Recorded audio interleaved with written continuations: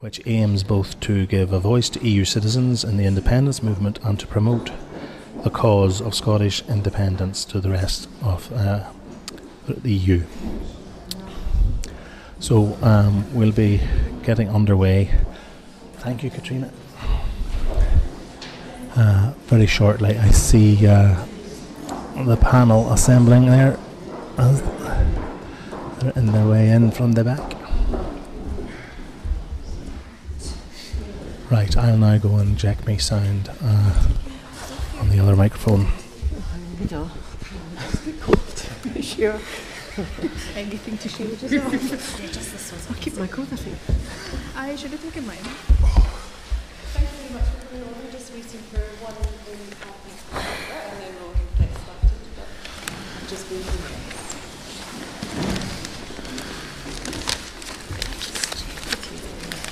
Could you just have a music the way I'm going to introduce?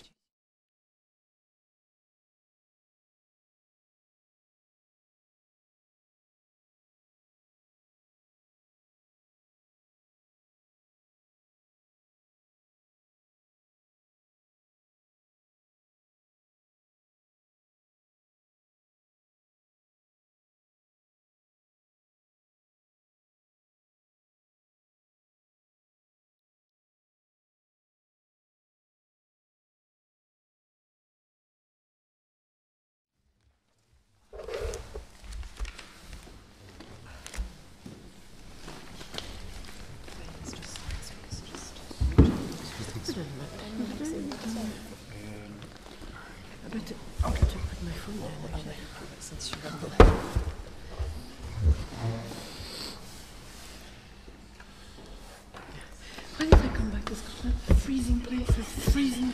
And why are we still here? Why?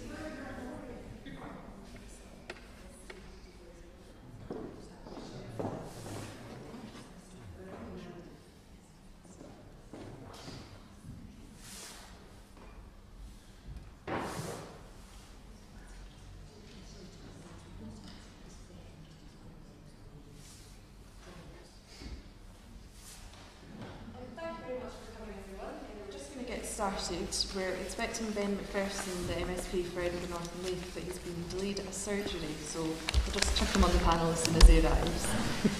So my name is Katrina. I'm one of the committee members of Edinburgh South West Commonweal, which is a new local community group, and it's your local branch of Commonweal, which, if you haven't heard of it before, although I'm sure many of you will have, it's a think and do tank, that's how it's described, who are aiming to campaign for social and economic equality in Scotland and publish policy papers explaining their ideas and how we could work together to do that and to put all of us first. The reason that we've called this meeting is because Edinburgh South West returned one of the most decisive revolts for Remain in the whole of the UK, with over 70% of us voting to stay part of the EU. But this area is also home to a higher than usual proportion of EU nationals who have lived here for decades and who've spent their life contributing to our communities and to our economy. And now, with the matter of weeks until the UK is supposed to leave the EU, many of us are now worried about our future, and we feel that the UK government has failed to provide us with any answers about how our rights and the rights of EU citizens will be protected if the UK does indeed leave the EU as planned, whether with a deal or, more alarmingly, without one. So we have a panel of experts here tonight who are going to answer all the questions that you might have about Brexit, about the rights of EU citizens, and about what might happen next. I'll quickly introduce everyone, and then I'll give each of them an opportunity to speak for 5 minutes or so about their experiences of Brexit and what they've been doing as part of that campaign. And then we'll open the floor up to yourselves to ask any questions that you have and put them to the panel. Okay, so firstly we have Joanna Cherry. Joanna is the MP for Edinburgh South West. She was elected in 2015 and re-elected in 2017. She sits on the Committee on Exiting the EU, and she's also the SNP spokesperson on Justice and Home Affairs. She's probably the leading anti-Brexit campaigner at Westminster, and she's a prominent supporter of the campaign for the People's Vote. Ellen Hofer is the creative director of the community group EU Citizens for Independence, which aims to give a voice to EU citizens in the independence debate and also to promote the cause of independence among other EU nationals. I'll pause a moment, let Betty get some sense.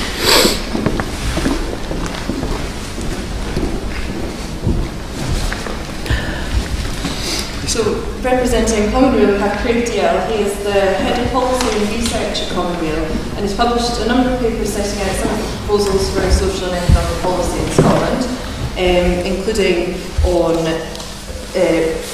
different topics such as fracking and social policy. So he's advocating progress towards that fair, just and equal Scotland that Commonweal are campaigning for. Mira Pouget is a representative of the 3 Million in Scotland, which is a group campaigning to protect the rights of EU citizens. She's lived in Scotland herself for almost 40 years, and her background is in further education and European-funded projects promoting lifelong learning and social inclusion. And Ben McPherson is the representative for Edinburgh North and Leith. He was elected to the Scottish Parliament in 2016, and he was appointed the Minister for Europe, Migration and International Development last year. So I'll now give each of the panellists 5 minutes to discuss their experience. Joanna, would you like to start? Yes, I'm very happy to start. Can everyone hear me all right? So I suppose probably because I'm, for my sins, stuck at Westminster, I should give you a little update on what I think is happening at the moment. And like all politicians, I'm just prefacing that with the caveat that I'm not really sure what's going to happen. I don't think any of us know what's going to happen, but I can give you an indication of my feeling for where things are going at the moment. It seemed to me before Christmas that there really was quite a strong head of steam getting up behind the idea of having a people's vote or a second European Union referendum. I'm afraid to say that I think that is becoming a bit less likely now, but I haven't given up hope.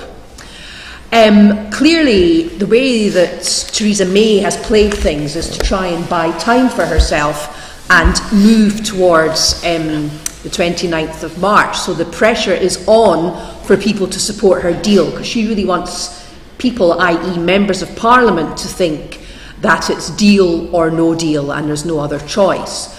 And those of us who have campaigned for a second European Union referendum have very much wanted to say that there is a third choice, and the third choice is no Brexit.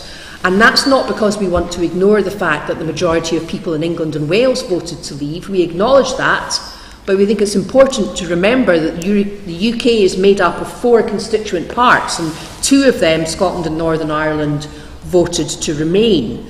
But most importantly, from the point of view of persuading people that there should be a second EU referendum across the UK, is the argument that, OK, the referendum was won in 2016 in England and Wales, but it was won on the back of promises that have proved to be undeliverable. And people really should get a second chance now, when they know what Brexit looks like, to choose between what the deal that Theresa May gets and remaining in the European Union.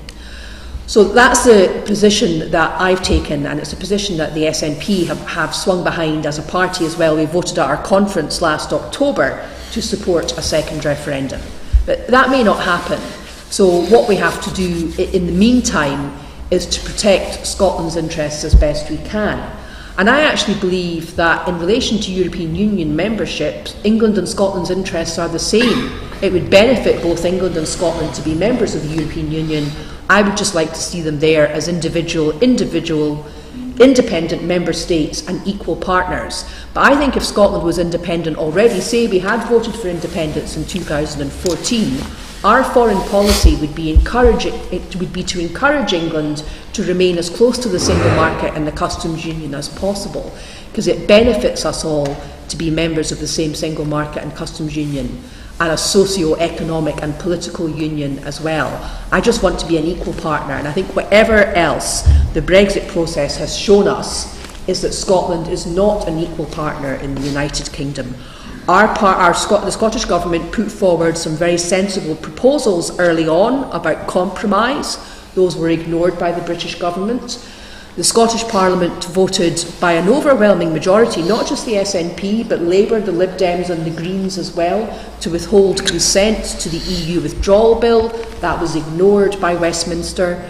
The Scottish Parliament passed its own bill, its own legal continuity bill, to deal with the consequences of Brexit for laws in Scotland. And at the time that bill was passed, it was lawful, it was within the power, most of it, of the Scottish Parliament. But the British law officers put a stop on it, took the case to the Supreme Court, and while the case was pending, they retrospectively changed the law in the House of Lords by amending the withdrawal bill to say that largely the Scottish Government's legal continuity bill was ultra vires, out with the power of the Scottish Parliament.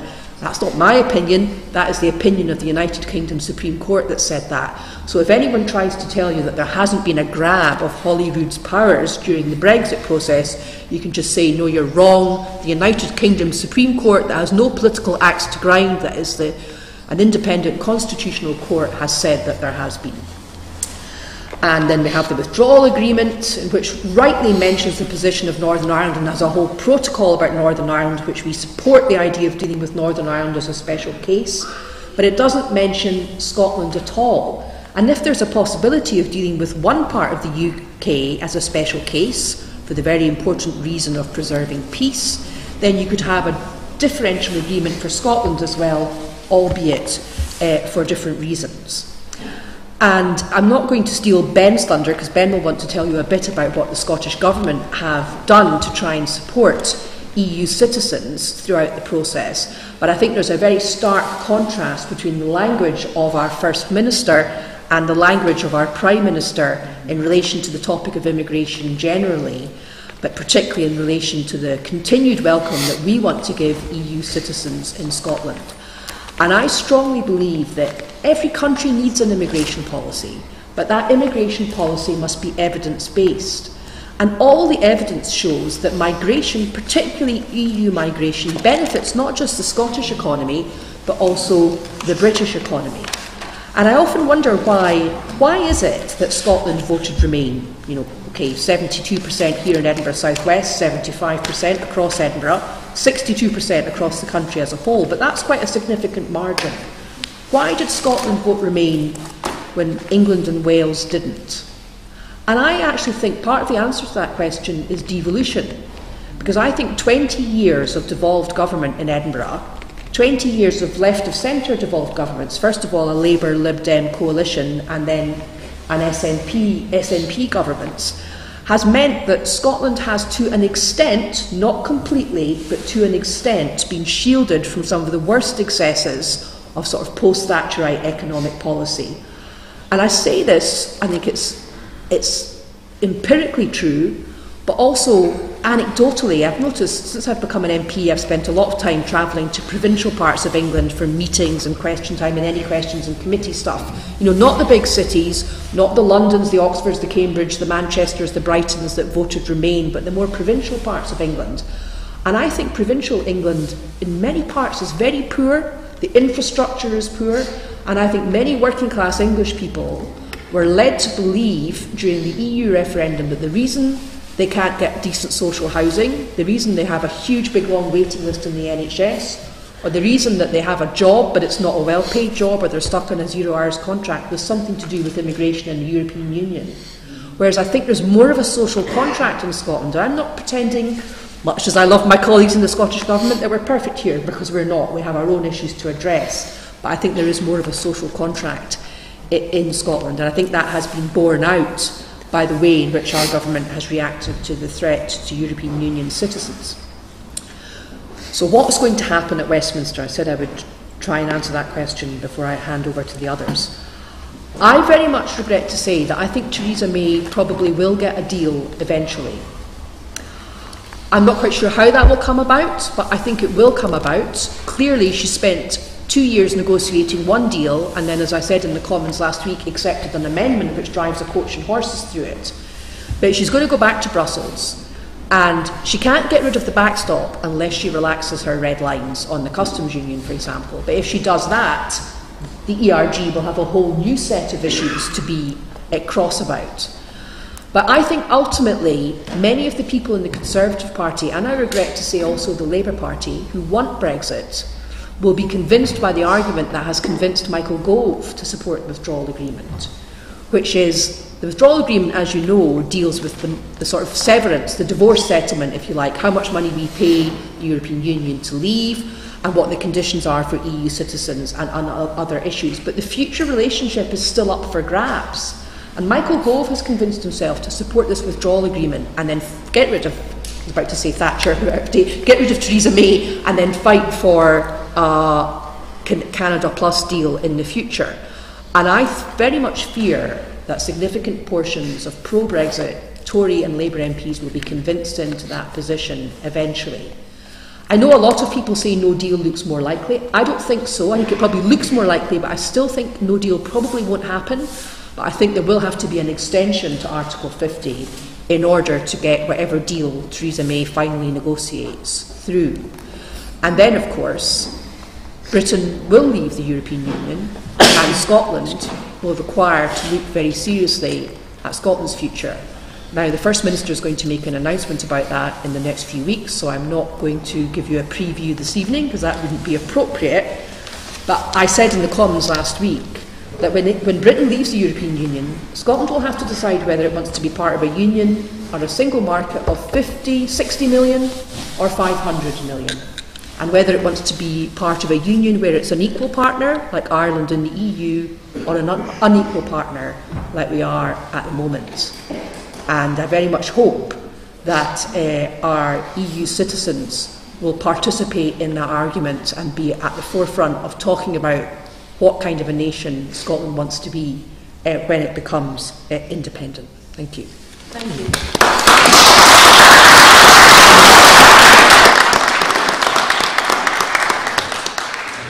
Thank you, Joanna. So that's the view from Westminster. Ben, would you like to tell us about the view from Hollywood? Thank you. I thought I was going to be last. Good evening, everybody.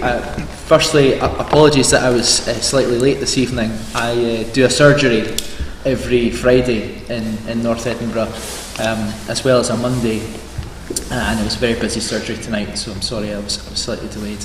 I know local MSP for around here doesn't do surgeries very often, but in neighbouring Edinburgh, Northern and Leith, I'm highly committed to being accessible to my constituents.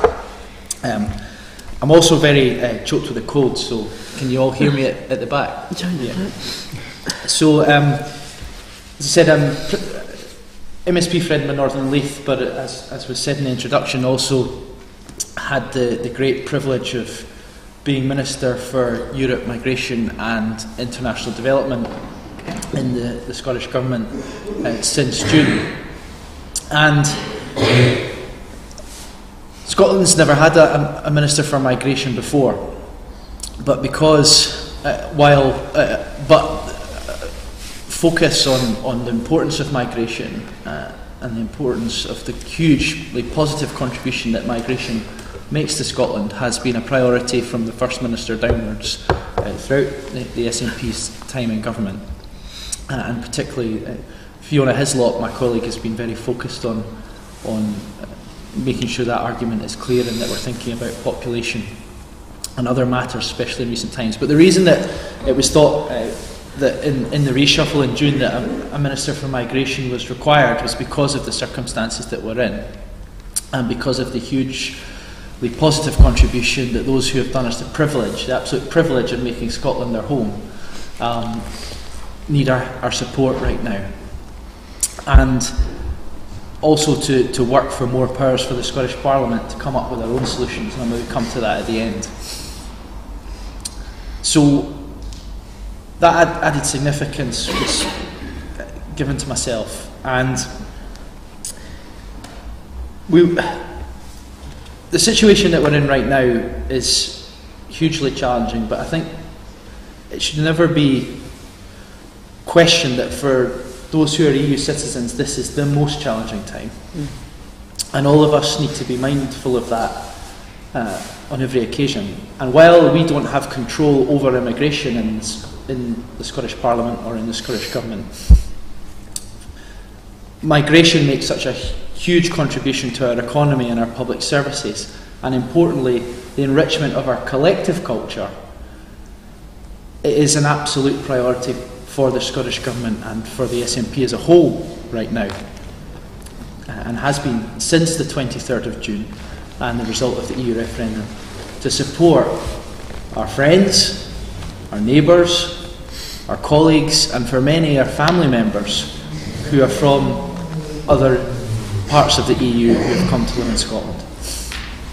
And the First Minister took the lead on that on the 24th of June 2016 when she stood outside Bute House and talked about the importance and the significance of EU citizens in our society and in our economy, and how we want people to stay and how welcome they are.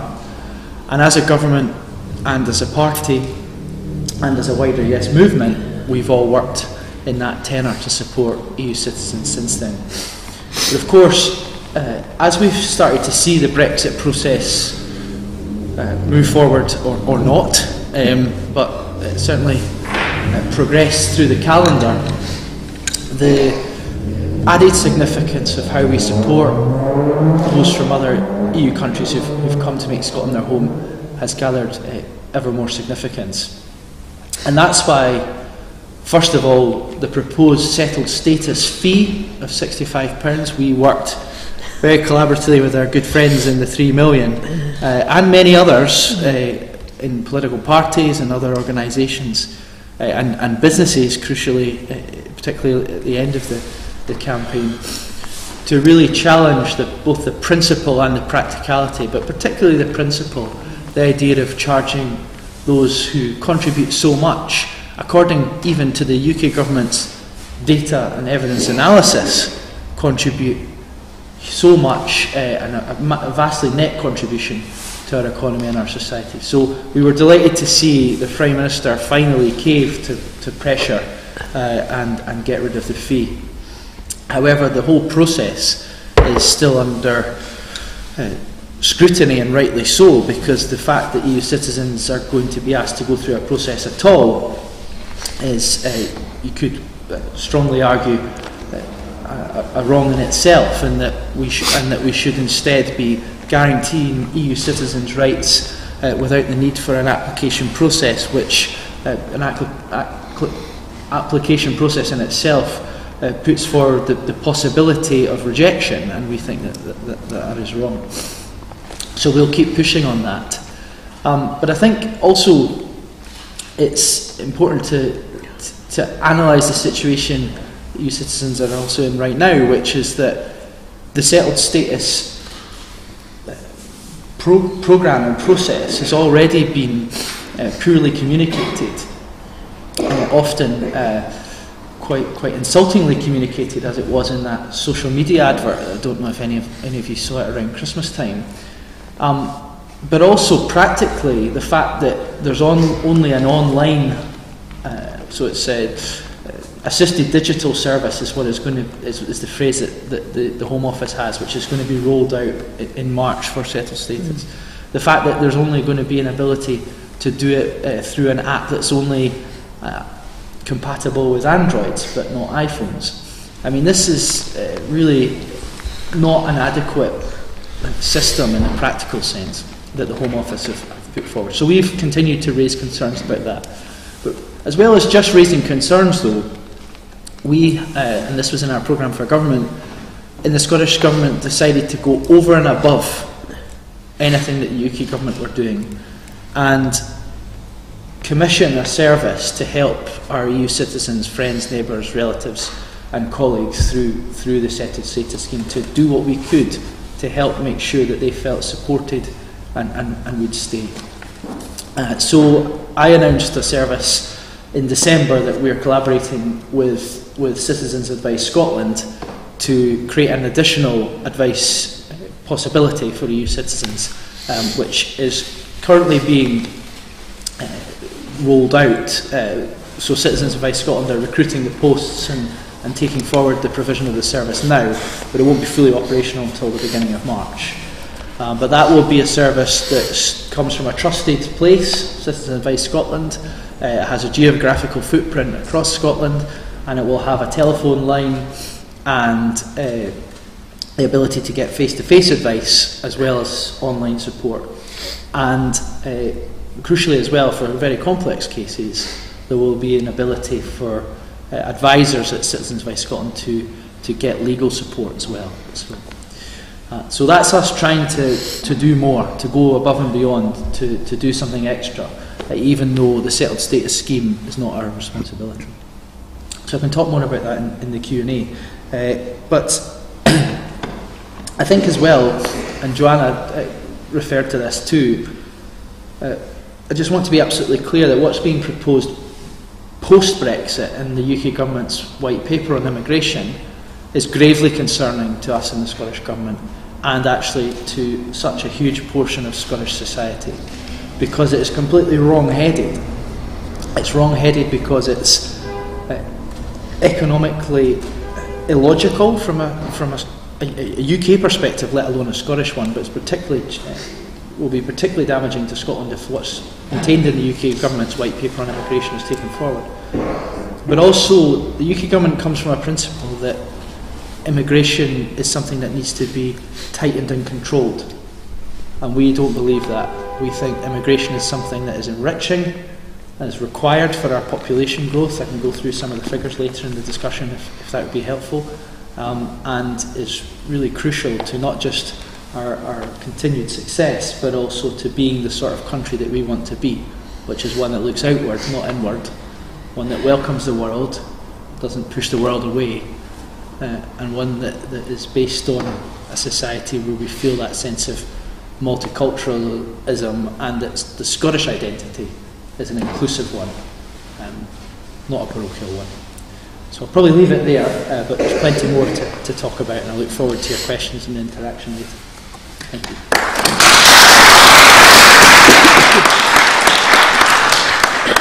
Very much. You both mentioned now the 3 million, which Miriam is here to represent. Would you like to tell us a little bit about your work?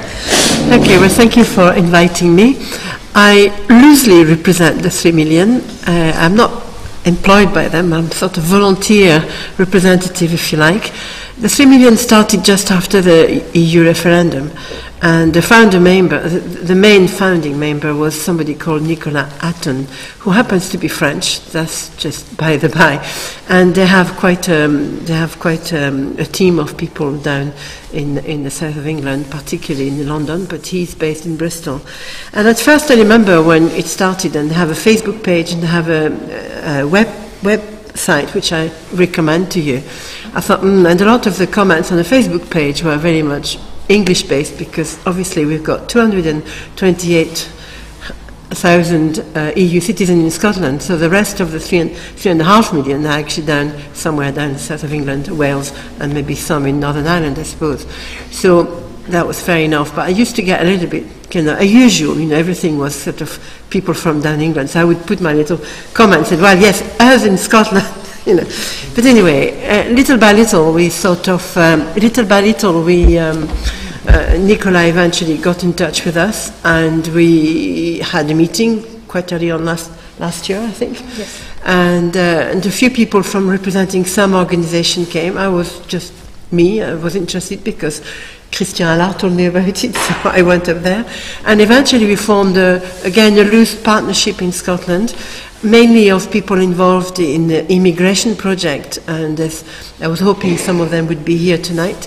But anyway, so we're doing our thing in Scotland, and at the same time the 3 million is really representative of the whole of the UK, of EU citizens in the whole of the UK. And it's a lobbying organisation. It's not a membership organisation.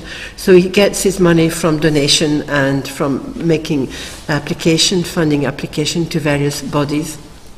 And that's how, and the thing that's that eventually I got to really appreciate about the 3 million is that they have a very good access to legal advice, to people who are specialists in immigration law, or European law, so they have produced a lot of really good reports. They are also very good at scrutinizing what goes on in Westminster. They have very good contact with MPs of all parties, and so they are very efficient in that way. And so it's worth looking at their website, because they have, if you want to know more about the legality of what's going on, you can have a look at on the website. They've got a library, and you can look at all the documents they've produced, and it's very, very good, actually. So that's the thing. They have, for example, produced 162 questions to the Home Office. Now, when I read 162 questions, I couldn't believe it, how little I knew about the consequences of any bad immigration law. I mean, it's just I thought I knew quite a lot, but obviously I knew very little, because you get all kinds of situations that nobody would think about, particularly relating to family reunion, for example. So I'm not at all a legal person, but you certainly have a look at that, because the 162 questions, and the Home Office has answered 19% of that. 19% of those questions have been answered. And what Nicola says is that when he goes and sees officials, or particularly Conservative MPs, they don't really talk. They listen, and they're not really very much engaged. But I have to say what he said when he goes and speaks to Scottish politicians. The way he's welcomed, he thinks is absolutely fantastic, because they talk to him, and in fact, he also went, at the end of the last year, he went through all the party conferences, and he thought the SNP, I have to say, I'm not doing a party political broadcast, but the SNP was really good. They actually invited him, and he could speak to everybody. Now, the 3 million actually is non-party political, so this is just my, so that has got to be said. The other thing, so they've done a lot of campaign. One of the campaigns who were involved in Scotland was to do a no-fee campaign.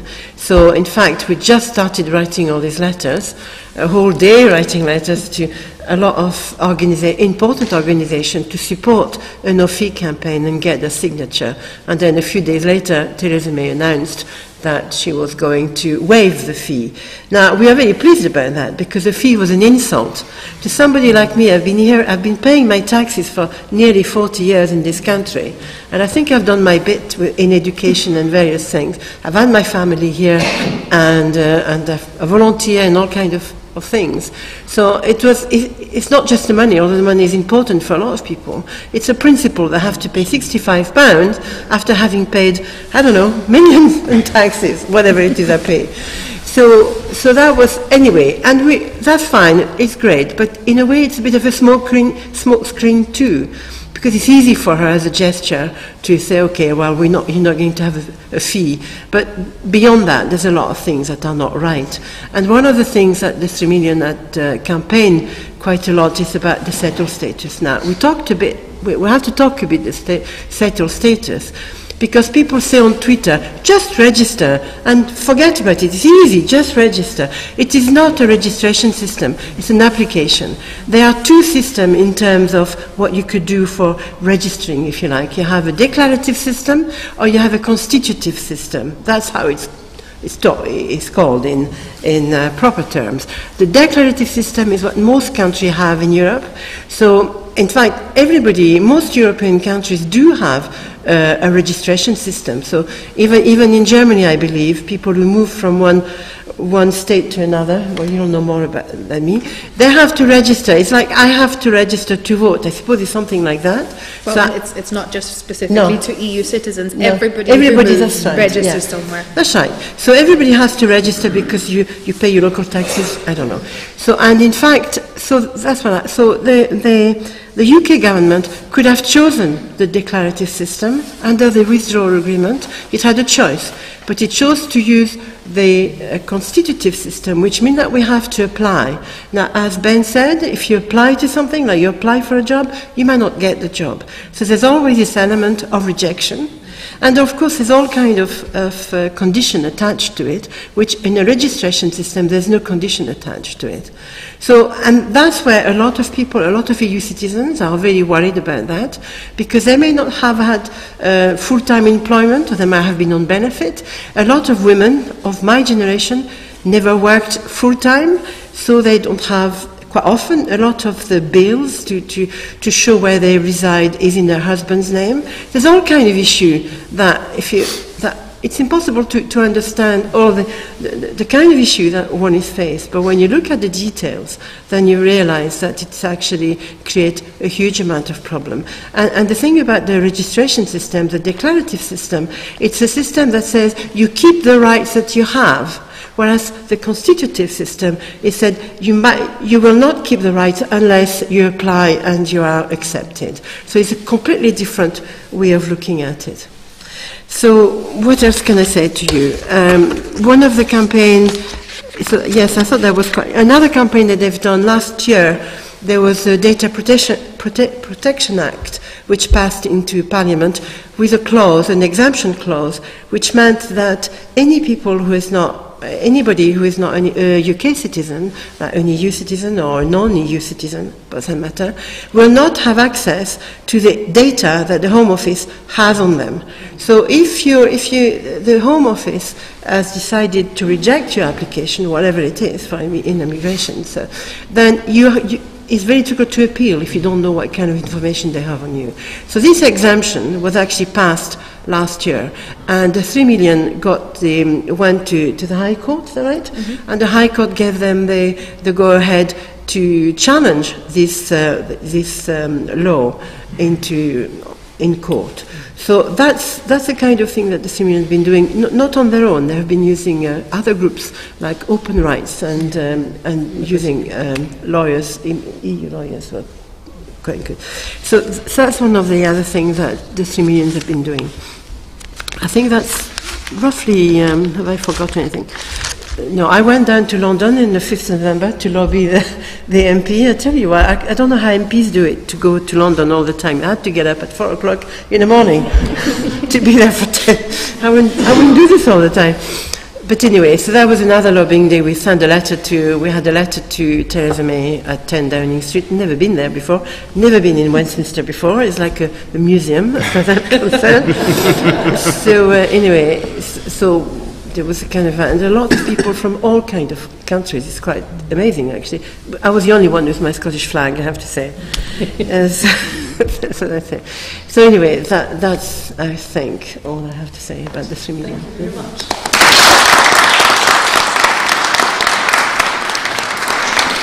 So Craig, would you like to tell us a little bit about your experiences of how this has been unfolding? Right. If anyone's ever come to one of my talks before, usually you get a nice PowerPoint presentation and lots of graphs and stats, and I'd like to put something a bit more human into this one, especially as I don't have a projector. Because in my previous job, before I got into politics, I was a laser engineer. I spent a good amount of time travelling around Europe, travelling around America, installing and repairing systems. I got to see a good number of countries, got to experience them, meet the people there, and it really opened my eyes to, what is out there. What I've found now, with Brexit happening, the way it's impacting me, it's a bit different from a lot of the other people, especially some of the folk on this stage who are, losing a lot of rights in this country. I'm a UK citizen. For the next 2 months, I'm an EU citizen, and then as the result of a referendum that went against me, I'm going to lose that citizenship. That's slightly different from losing the right to a life here because of a referendum that people were constitutionally barred from voting in. The impact on me is that I lose possibly the right to travel, the right to go to other countries. The futures that were once open to me close down, and my world becomes a bit smaller. But these are things that all happen at the edges for me. It's not the centre of my world dropping out from under me as it is for a lot of other people. That's the speech I would have given 3 months ago. Because since then I met someone, she's going to kill me because she's in this room. She became the centre of my world. and she's an EU citizen. And I don't know what's going to happen to us post-Brexit, because it's all unknown. And there are so many folk out there in that position. Now I'm getting emotional. This is what happens when you don't stick to the stats. So I guess the point here is, this is an issue that even if you don't think it touches you, it does. Even if it's in a way that you don't fully appreciate yet, it does affect you. And we all need to muck in to make this, to try and fix a lot of the damage that is being caused, to try and do what we can to make Scotland the place that it should be, rather than the place that it will become if we get dragged down the path that we're currently flowing down because of a referendum that went against us. So I have welcomed what the Scottish Government have said in their attitude towards a lot of this. They have been a lot more strident and forward than they could have been, but they could still go further, and I would like them to still go further. I think as things become more critical, maybe we need to do a lot more than give warm words of encouragement. Maybe we need to start looking at even more. Well, there have been some steps taken to try and help EU citizens. Maybe we need to start campaigns to resist the discrimination that is happening to the EU citizens living in Scotland. Maybe we need to start being more strident about calling for powers over immigration to Scotland, not just calling for them. Maybe we need to start putting in formal Section 30 applications to formally demand the devolution of powers of immigration, of social security, of anything other, employment law especially, and start making it clear to employers that they will not be giving data to the Home Office of their employees. Make it clear to landlords that they will not be discriminating on the basis of citizenship. Maybe we need to start making even more of a stand on this. I think I'd be interested to hear your thoughts there. I'll hold off there, and I'll take your questions.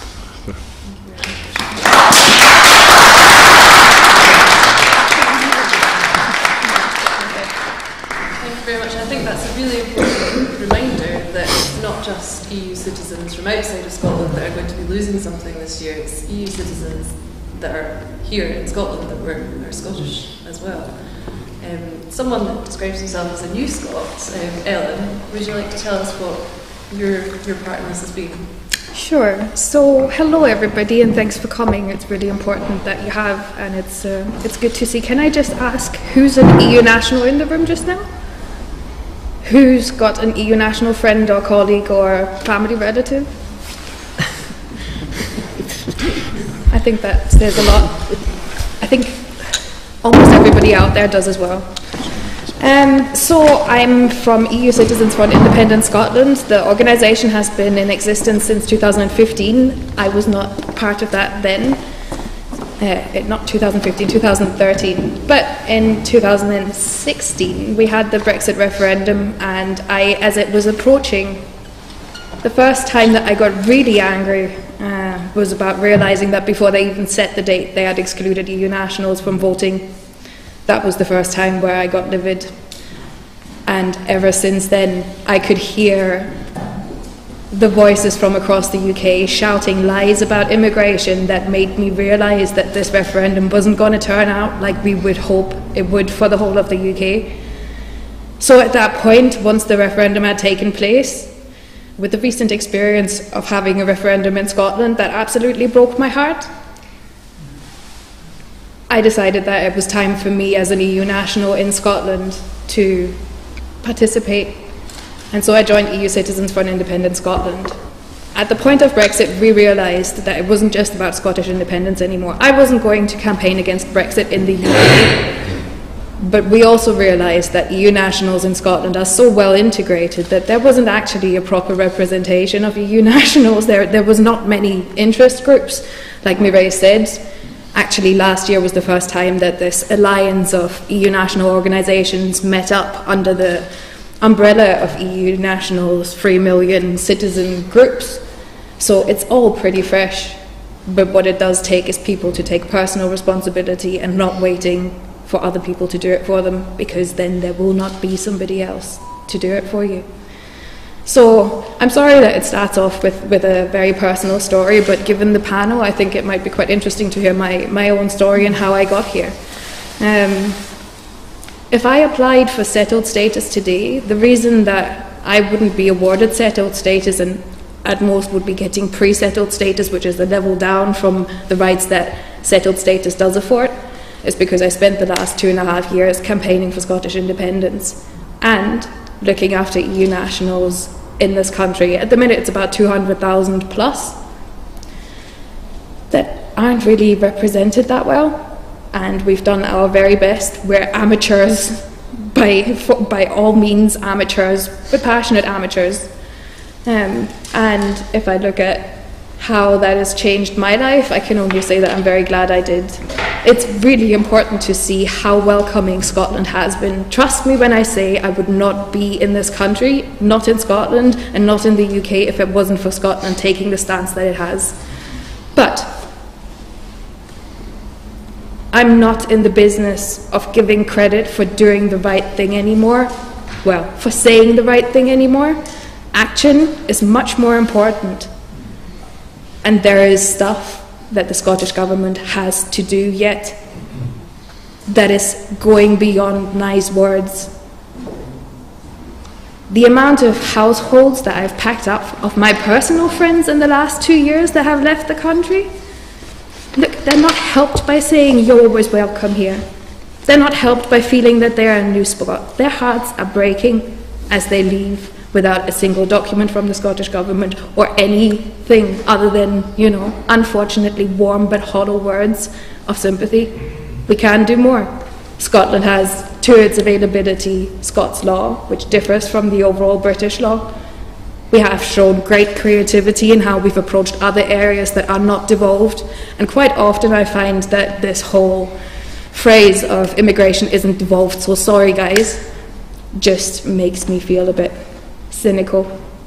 Fracking wasn't devolved. Did we manage to prevent something about that? I think we did. So where's that attitude when we look at immigration? I think the other aspect that we need to remember here is that as a white woman who only realized she was a migrant in 2016, check out my ignorance, right? I didn't realize I was a migrant. I was an EU national, European doing the European thing, traveling. The amount of people that we have forgotten about as migrants ourselves that have been treated like dirt by the UK and are being forgotten about, we all owe it to our fellow citizens to take and make a stand. So I'm here and I'm very grateful for this opportunity. I think it's time that we stop saying thank you and start saying this is what we need from the Scottish Government. And with that, welcome everybody. Thank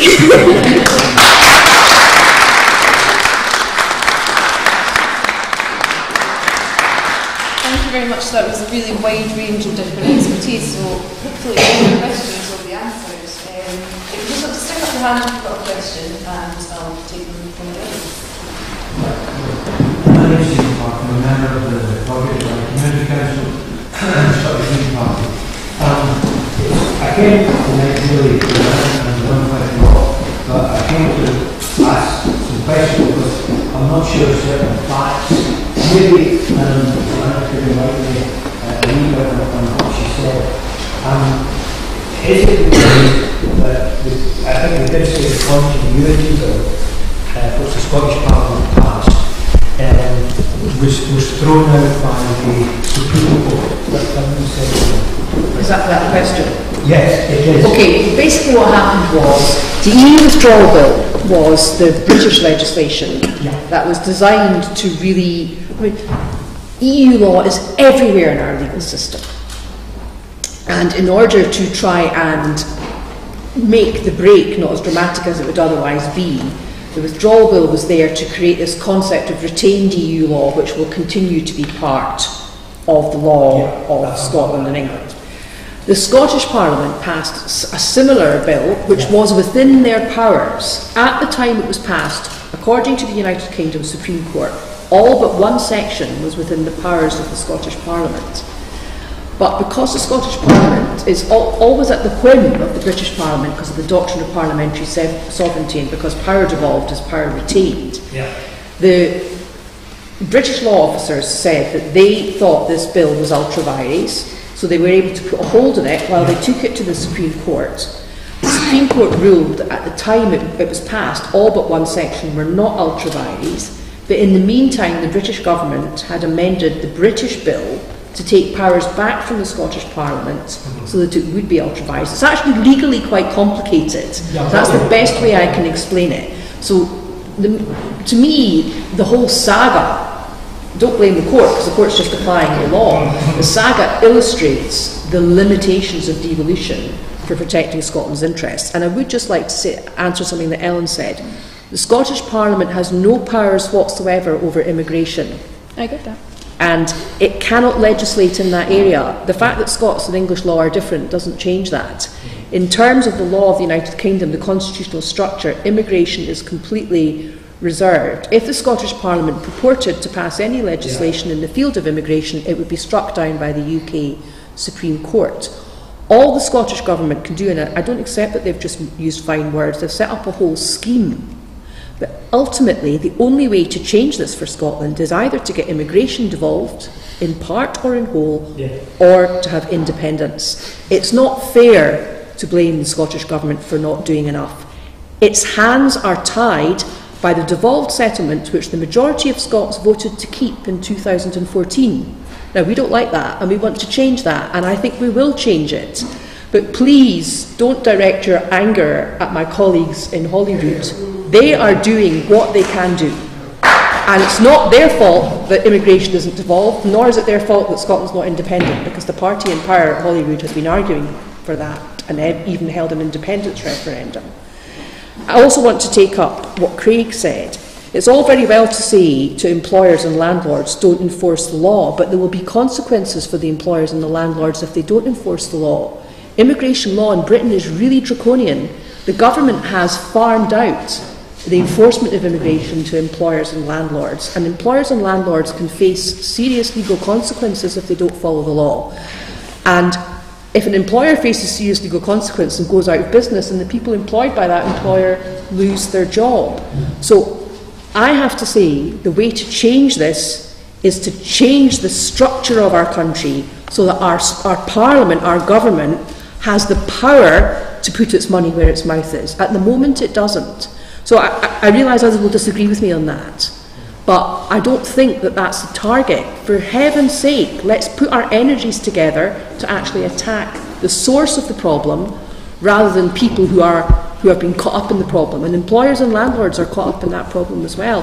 And as the chink of light is, as Ben says, many employers in Scotland and actually south of the border as well were very supportive of the 3 Millions campaign to try and get rid of the settlement fee. Many employers, and I can tell you many landlords, they don't want these additional duties. So a government that had the gumption, political party, and unfortunately that's no longer the Labour Party, that had the gumption to say let's get rid of these controls, would get a lot of support from business and even people who own property, because it's not much fun for them either. So let's put our energies towards attacking the source of the problem. What the Continuity Bill saga tells us is that devolution can protect us to a certain extent, but it can't protect us from this. Devolution is not going to protect us from Brexit. Brexit's going ahead no matter what the Scottish Parliament does. Just to keep us to time, what I'm going to do is take a couple of questions, repeat them back to the microphone, and then pass them out to the panel. Can I add something to what John's saying? Just to the point, the thing about the settled status, if you get your settled status, it's not as if you get, like in many countries, you get a biometric card or you get a paper saying, okay, you can show this to your landlord, or you can show this to your employer. Look, I am a legal citizen here. You get a digital code. So it means that the landlord or your employer has got to go onto a website and find your code. Well, how many people are going to do that? So that's another, again, it's a small detail, but it's actually very important to people. Yes, so and it's inadvertent discrimination. This is where I'm not asking... People will say, I don't want to employ an EU national because it's too much hassle. That's I don't want to rent my flat to an EU national because I can't be bothered going through all this paperwork. In the same way that people at the moment are not giving jobs or renting property to people from outside the EU because those sort of draconian laws already apply. Absolutely. Can I ask you a quick question? Is discrimination devolved to the Scottish? Well, it depends what you mean by is discrimination devolved. It depends what area. You can take, discrimination, you can take a case to court on discrimination in Scotland, but the Scottish Parliament cannot change the law in relation to immigration. I understand, yes. So if you challenge something as discriminatory, I mean, for example, the immigration exemption, which Norrie was talking about, I spoke against that, and the SNP voted against that at Westminster because, I mean, I'm a lawyer and I know if you're an immigration lawyer, one of the most important things to do is to be able to get hold of what the Home Office have about your client so you can show that the information they've got is wrong. Now, during the Windrush scandal, the Joint Committee of Human Rights, which I sit on, we managed to persuade the Home Office to give us 2 of the files of the Windrush victims. And then myself and Harriet Harman, who's the chairperson, because we're both lawyers, we went through those files with a fine-tooth comb and realised that the Home Office had ample evidence that these people were entitled to live in the United Kingdom. And both of these individuals had been detained. They weren't deported because they got lawyers on the case at the last minute. So the Home Office was sitting on all this information. So in the future, EU citizens who are trying to prove they have every right to be here, if this immigration exemption still applies, will not be able to get the paperwork which the Home Office has to show. I mean, it's Orwellian. It really is Orwellian. If the state has data about you, within reason you should be able to access it. So I think it's great that the English court gave the go-ahead for the judicial review of that, and I would be reasonably confident that that will be successful in the long run. In fact, it goes against the Charter of Human Rights, the European Charter of Human Rights. It also goes against the EU law on the GDPR, which is a general data protection regulation. So this is how you can see that the whole of the EU law, on which actually Scottish law in particular is founded, it's getting completely eradicated from any new laws after Brexit. And this is what it's an attack on human rights, not just for EU citizens' rights, but on human rights, full stop. Have we got some more questions? Mr. Gentleman at the back. Yeah, a couple of questions actually regarding elderly people are EU citizens basically who cannot use a smartphone and their English isn't very good. What is the Scottish Government going to do for people like him? Because you mentioned citizens' right. I mean, my father is 88 and Italian, his English is pretty poor. What's he going to do in the match? That's a great question. Anyone else want to add on to the question sheet? Young lady? Hi, I've got a message from my Spanish friend who couldn't make it along tonight, and she is worried about, she's been living in the UK and she has a family here with a Scottish partner. She's worried about healthcare here for her and for her family when she goes to Europe, and then she's also worried about mortgages, pensions, just generally continuing her life here. One more just now. Is the settled status scheme actually effectively against the Human Rights Act? Can you speak up a bit? Is the settled status scheme actually against the Human Rights Act? Partly as well because it gives which hasn't been addressed yet, the data sharing that's in place, that basically any data that you give on the settled status can be shared with anybody nationally and internationally, which is potentially could be causing fraud for anybody. It's something that should really be tackled and removed, the data sharing part. The other thing is anybody that's been here before 89 is able to apply via the Windrush scheme, but it doesn't seem to get particularly mentioned much. It's free, but again it's an application, so again there is a chance of being refused. And again, it seems to be very much dependent on the caseworker that you allocate it to, of how it goes. Okay, so that was 3 questions. So the first one was to do with elderly EU citizens, how they're going to manage to apply for settled status. Ben, would you like to answer that? Yeah, please. And I'd like to thank the gentleman for your question, because I think it's a really important one, because it's exactly the example.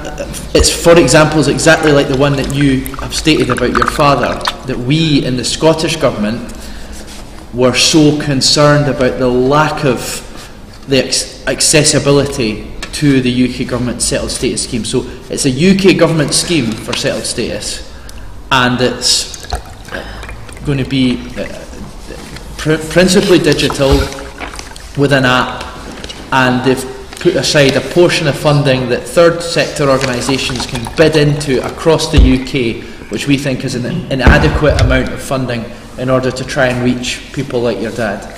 So what we said was, right, we don't think that's good enough, and we're going to say that, but we're also going to do something about it. And that's why we've created our advice service with Citizens Advice Scotland over and above anything the UK government's doing, because we want to do what we can to help. Now, we had to pick a provider that had the right legal credentials in order to give immigration advice, and that's why we've partnered with Citizens Advice Scotland, because they're able to do that. They have the geographical footprint, they have offices where people can go in and get advice, so folk like your dad can come. I don't think you're getting my point. My point is, people don't have to understand the English as my dad does.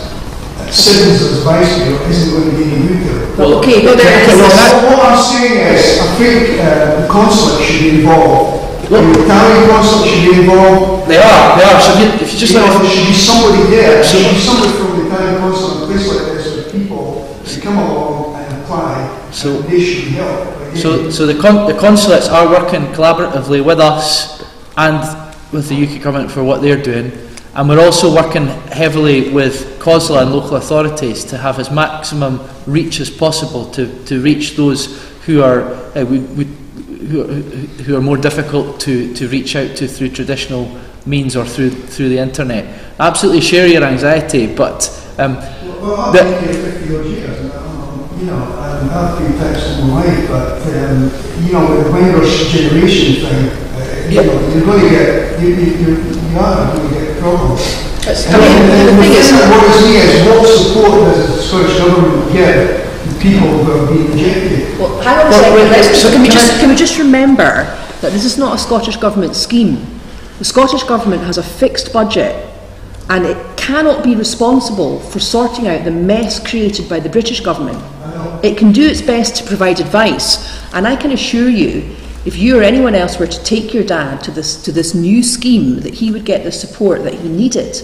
But ultimately, what politicians like myself and Ben are in this job for is to stop this sort of nonsense. Yeah. So, but the only way to stop that will be by major constitutional change. In the meantime, the Scottish Government's doing what it can. But I think it's very important to appreciate that the Scottish Government does not have either the money or, more importantly, the power to reverse this. I'd love that to be different. Absolutely. Can I just make one more point? Because you rightly raised the issue of languages. Now, the UK government provision has no cater for other languages in it. So we've made sure that in our advice service with Citizens Advice Scotland, there will be an availability to get advice in other languages if that's required and beneficial. So we are trying, but it's not our scheme. So we're trying to support where we can and do more than what is being provided at UK level. I can only back up Ben here. I can see that the heckles are up about Scottish Government. I'm not here to attack anybody. I'm here to be more constructive about what we can all do together. And there are things that are being provided, especially this reaching of areas and minority groups or not so minority groups that are just falling through the cracks is something that the Scottish Government has focused on quite intensely and listened very carefully to the groups that have come and brought information. That was both me and Mireille and other people that have come and spoken to the Scottish Government. In terms of translation, I believe there's a floating team of translators that can be called in if people really don't have English skills. There's only so much you can do because translators are incredibly expensive, and also we're dealing with 26 different languages here potentially. That's not really a affordable kind of thing to do. There's only provisions that can be made, and from what I can see, especially when it comes to countering the effects and the implications of settled status, the Scottish Government is making big strides. I think we need to think about other implications of what this means. Settled status arriving means Brexit has arrived, and the fact that Brexit has arrived means that EU citizens across the entirety of the UK are losing their democratic franchise to vote, even in local elections. That also means that automatically they will drop off the voting register, and I think that leads on to a question that has just been asked about mortgages and banks and so on. Your credit rating depends on whether you are on the voting register. So come March, there's people that will automatically get a worse credit rating just for not being on the voting register. And I say this because I'm sure most of you have come across the headline last year in spring or early summer that the Scottish Government is considering to re-extend the voting franchise to EU nationals as well as asylum seekers and refugees. Unfortunately, since we haven't heard much, and we're now... Well, hang on a second. The Scottish Government doesn't have power over the UK franchise. The UK franchise... I'm not asking for the... I just want to clarify this. EU citizens have had the right to vote in Scottish parliamentary elections and Yes. the EU referendum. Yes. And that has been a right that the Scottish Government have given successive Scottish parliaments. In fairness, it's not really a party political thing. I think most parties supported it. But the franchise for the United Kingdom is the power of the Westminster Government. So the stuff that the Scottish Government brought forward was about giving the power to immigrants from out with the EU and refugees and asylum seekers to vote. It wasn't about taking it away from EU citizens. Oh, no, that's not what I said at all. Or giving it to EU citizens because they have it already from Scotland. That's correct, so there will be a new franchise bill to make sure that EU citizens are able to continue to stay to vote in local and Scottish parliamentary elections and be Do you candidates. have a timeline on that for us? Well, what we're doing at the moment is we're consulting on prisoner voting, which will be part of the same bill. So once that consultation is finished, that piece of legislation will progress. Okay, so that will be after Brexit, but do you know at what point? It's really interesting. I'm not asking to criticise, I'm asking because it's vitally important and affects really essential areas of our lives. I don't think people should worry about so much about being on the voting register for their rights. I think it's a number of months before that, but okay. It's good to know. It's coming soon. Cool. I wanted to be able to give you a clearer position there because I did read it this week, but I'm not able to recall it accurately, so I'd rather just be more... It's good to have a just wanted to come in the Spanish lady who's her Spanish friend. So, for the benefit of the microphone, there's a Spanish lady with a Scottish family, and she's concerned about what's going to happen after Brexit in terms of healthcare, in terms of things like pensions and mortgages. That reflects your situation, Craig, and I imagine that you've probably both in your work spoken to many people who are in the same situation. Now, we're very pushed for time, but I'd really like to ask the three of you, and then perhaps Joanna and Ben can come in just briefly at the end to answer that question as best you can. I'll pass over to others on that particular question. I do have a comment on the question about data, but I'll pass over to that just afterwards then. Do you want to comment on that? Yeah. Sure. So, yes, we are affected by changes, especially when I talk about discrimination. The discrimination that we have seen people report into our organisation in the last couple of months, in the last 2.5 years, are actually people that have been turned away from their GPs without having whatever documentation the GPs have said that these people need. We haven't yet left the EU and people are already being turned away from their GPs for not being able to prove with official Home Office documents. This is a lack of clarity. This is obviously not discrimination perpetuated in Scotland. It is lack of clarity on which there is more clarity needed. And yes, going from here on forward, we can't be sure. We cannot be sure. You have seen the U-turns that the UK government has made you're seeing how the fee got dropped like that, even though it's the easiest concession that they were able to make, and it was an insult, like Murray said, to start with in the first place. The situation can shift at any point, and I'm not in any way comforted by either a soft or hard or no-deal Brexit. Get ready. Is all I can say.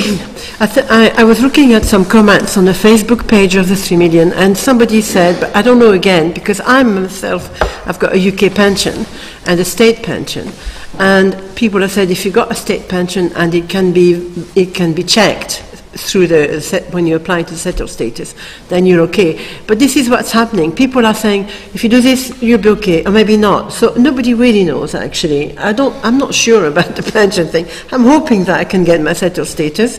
I'm hoping my pension is big enough to say, well, she can support herself. I'm not sure. So we don't know. I can't answer those things, because when you apply for the settled status, they automatically check your income from the tax office and your residency, and they also check whether you got any criminal record.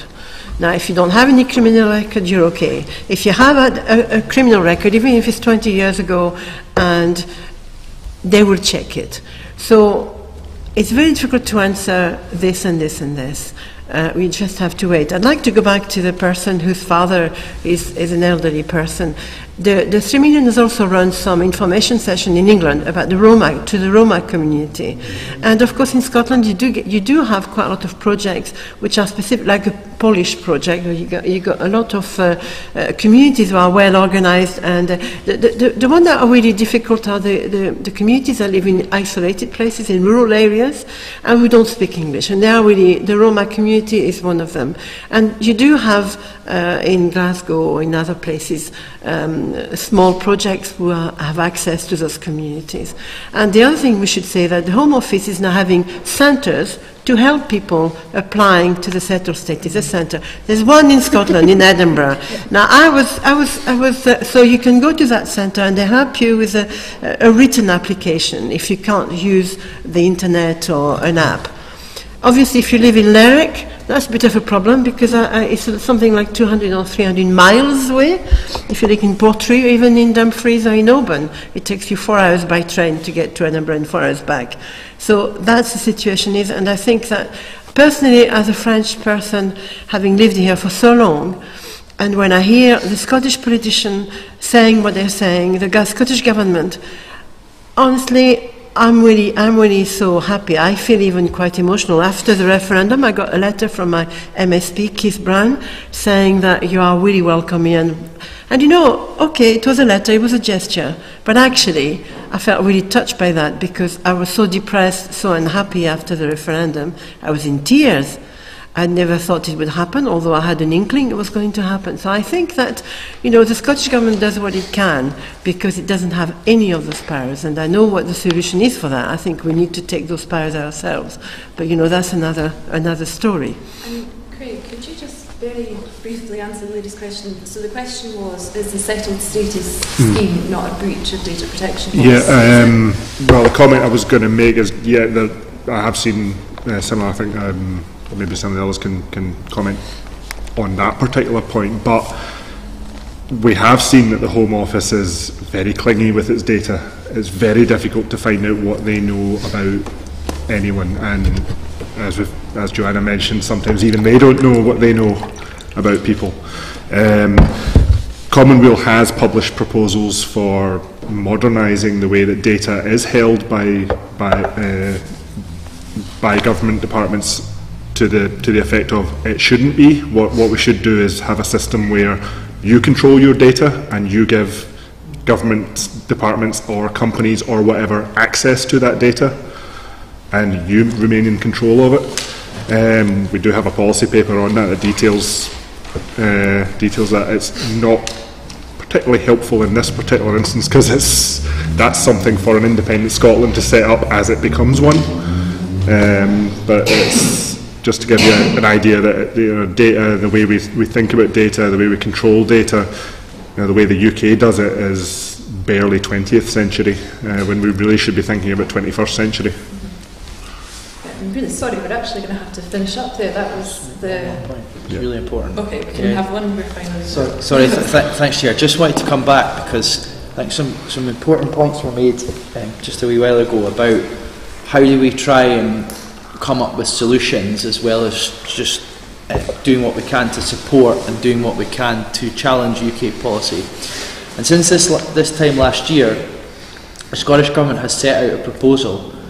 So this proposal is separate from independence. Independence in our own immigration system is a different question, and an important one I believe in, but that's a different one. But what we've done in the Scottish Government in order to try and build flexibility and be solution focused with what we've got in the here and now is also to come up with the proposition of flexibility within the UK immigration system for a Scottish visa. And since being in post, I've worked to build awareness of that with as many people and as many groups as possible.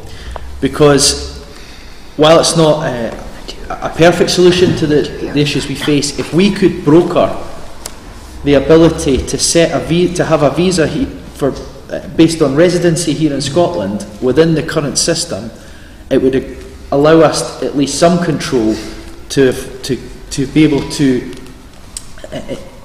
more proactively, especially as if we go into the era that's envisaged by the UK Government in their immigration white paper, which is even more worrying than what we have right now. Yeah, we mentioned that. We can convince as much of Scotland to get behind a call for a Scottish visa and to build that flexibility, which is something they have in Canada and it's something they have in Australia. Then at least it would give us something in order to be more welcoming, to actually be able to do that practically and to continue to bring people here and keep people here who have done us the compliment of making Scotland their home, because it's crucial, not just because of all the ethical positions that have quite rightly been emphasised tonight, but also for provision of our public services and the continued growth and sustainability of our economy. And actually, if we can take as many people with us on that, then that applies huge political pressure to the UK Government. Oh yeah. And that's where we're going to we're going to make progress. Oh, that's what made progress on the Scotland Act 2016. It was the referendum that pushed powers that we've got in that. And if we can keep pushing together and take people with us, then hopefully that can make more of a practical difference, which I completely understand the calls for, and we are trying. Oh, I think that would be It's fantastic to hear. Yeah, very quickly, particularly to the lady in the audience who asked about her Spanish friend, who I'll have a word with before I go, if she wants to. Any of you who have a Spanish friend or any other kind of EU friend or EU citizen who is concerned, you should go and see your Member of Parliament or your Member of the Scottish Parliament, because we can give you some pointers and point you in the direction of the help. We can also give some reassurance, but there's going to be a big difference between whether there's a deal or not a deal. But I think it's really important to give people reassurance, and I'm in a position to do that. I mean, I had a surgery this afternoon and I had people coming in about this issue. So just to say that very quickly. Another thing is, if you're angry about this and you've got every right, go and see if you've got a Conservative MP or a Conservative MSP. There's a Conservative MSP here. Okay, she's on maternity leave just now, but even when she isn't, you don't see her much in the community. Write to her, hassle them. It's their government that's doing this. Persuade them to change the way. There's only so much we can do as the Scottish Government and opposition politicians, but I can assure you the questions that you're asking are the kind of questions we are bringing up, both on the floor of Parliament but also in committee regularly when we speak to the ministers. But lobby the politicians who don't care. Make them care. And actually that is the perfect point to finish on, because we are here because we are your local residents who want to change things. You're here because obviously you care about these issues as well. And if you have enjoyed this, thank you very much to our panel for coming along and taking the time on this very chilly evening. Frostbite comes to mind.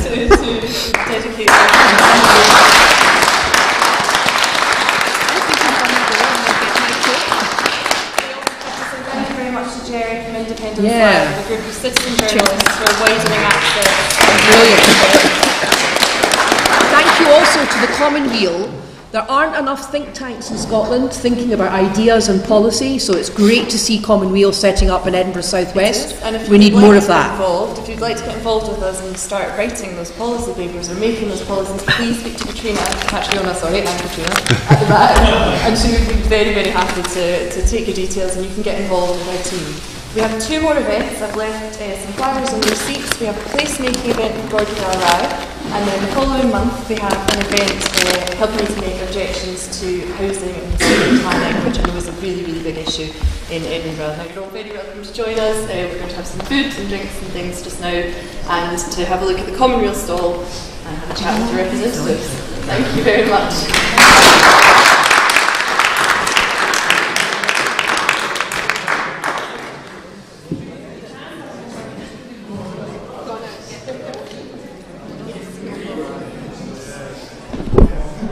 So that's all from Gorgie Dalry at this Commonweal Edinburgh South West meeting. Thanks for listening on the radio, and thanks for watching on Facebook and watching on livestream and the various other places where this is going out. We'll catch you next time. Peace, love.